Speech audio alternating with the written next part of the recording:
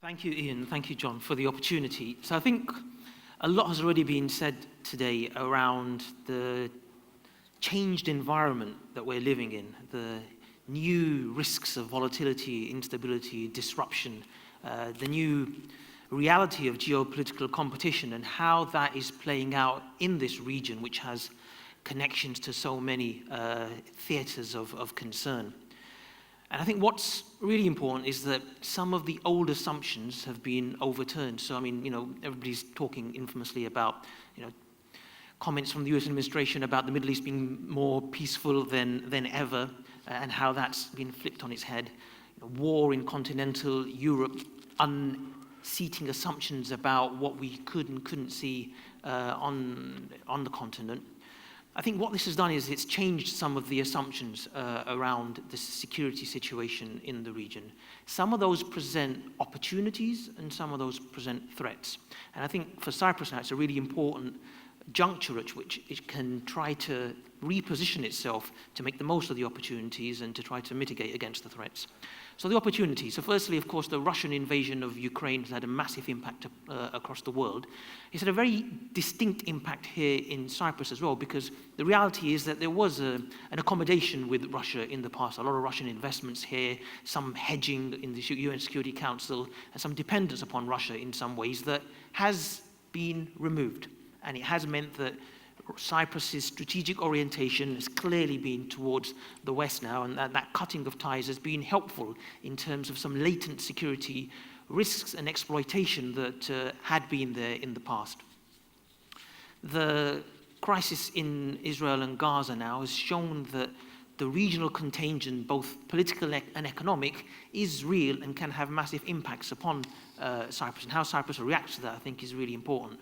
The initial reaction we've seen has been Cyprus positioning itself as a constructive actor in the region. One, as the go-to default destination as a temporary safe location for evacuating foreign nationals from theatres of conflict. If it was Sudan earlier in the year, now it's Israel and Palestine, and being a sort of productive regional actor that others can depend upon and trying to increase its utility to international partners in that way.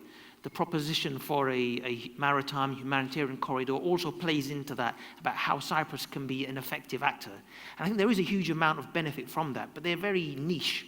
And I think the bigger risk is around the challenges and risks to Cyprus itself. And I think what we've seen, both in terms of the re-eruption of the conflict in Israel, Gaza, Ukraine, but also if you think about more direct parallels with Cyprus. So I was a former ambassador for the United Kingdom in Azerbaijan. And when I was there 10 years ago, Nagorno-Karabakh was seen as a frozen conflict that wouldn't ever be resolved.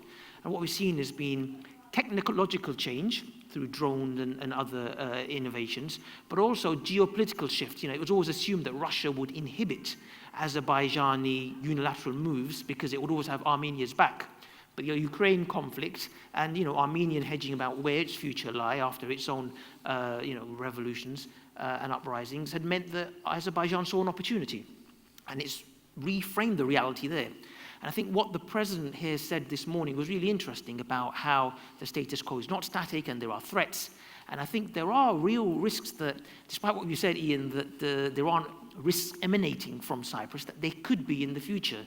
And I think what that means is that the current trajectory and positioning of the president is really important, that we can't rely upon the status quo persisting, and that we need to be proactive in trying to neutralize potential future risks, because we can see in the north of the island that there are attempts to try to change the status quo. What we've seen in Pila recently, what we've seen in terms of developments in Varosha, what we've seen in terms of challenges to the status of the UN peacekeeping force, all attempts to unend the status quo. And I think it'd be really important not to assume that things will persist, but to get ahead of it. And I think if there's any single lesson that Cyprus can draw in terms of risks to its own security, is that you can't be complacent and that you need to be proactive in terms of managing those risks.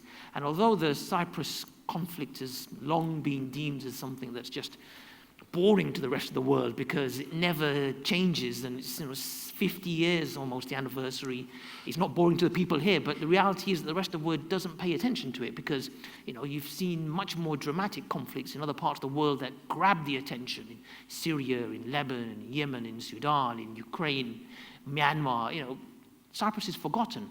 But I think it's really dangerous for us to consider that it should be forgotten because it can erupt at any moment. And I think trying to utilize and leverage the instability we see in the region to galvanize more political and public dynamism here on the island and international support to really achieve a settlement, I think will be a really positive and productive step in this current period of instability.